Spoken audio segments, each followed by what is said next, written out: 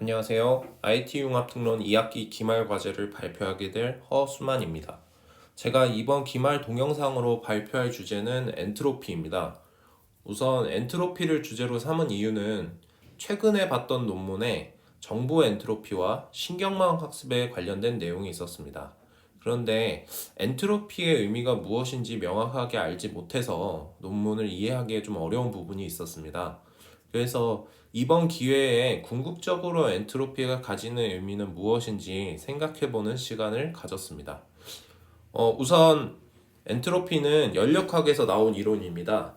핵심은 가해준 열 에너지가 실제 반응을 일으킬 가능성이 어느 정도인가와 그리고 불확실성이란 단어였습니다. 그럼 정보라는 관점에서 어떻게 해석할 수 있을까? 또 어떤 의미일까? 라는 고민을 했습니다. 물론 연력학과 정보의 관계를 연관짓는다는 것은 사실 큰 의미는 없습니다.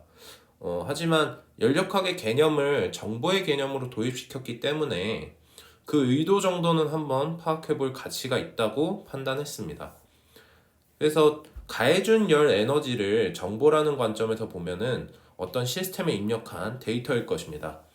그리고 실제 반응을 일으킬 것이란 가능성은 정보의 관점에서는 의미 있는 정보가 나올 가능성이 있는 것으로 해석을 해볼 수 있습니다.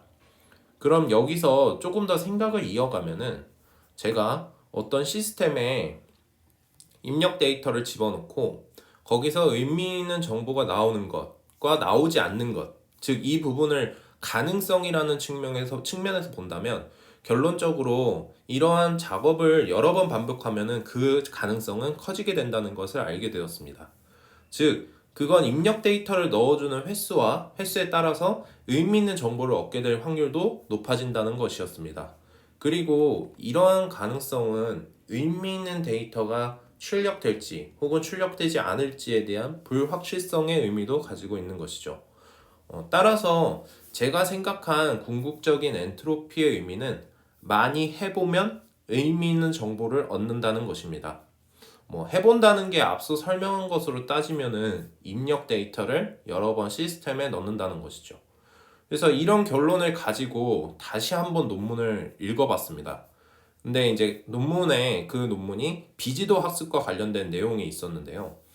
이 비지도 학습은 기본적으로 레이블을 모르기 때문에 많이 학습을 시키면 그 레이블이 어떤 주제인지 혹은 크기는 어느 정도인지 라는 등의 의미 있는 정보를 많이 얻을 수 있습니다. 그리고 이 정보가 어느 정도 불확실성을 가지는지는 이제 나중에 결과로 나오는 신경망의 정확도로 알 수가 있었습니다.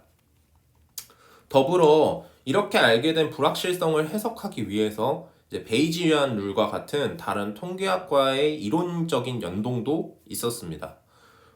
뜻밖의 좋은 계기로 이런 생각을 할 수 있게 되어서 되게 보람찼고요. 네, 이상 발표를 마치겠습니다. 네, 감사합니다.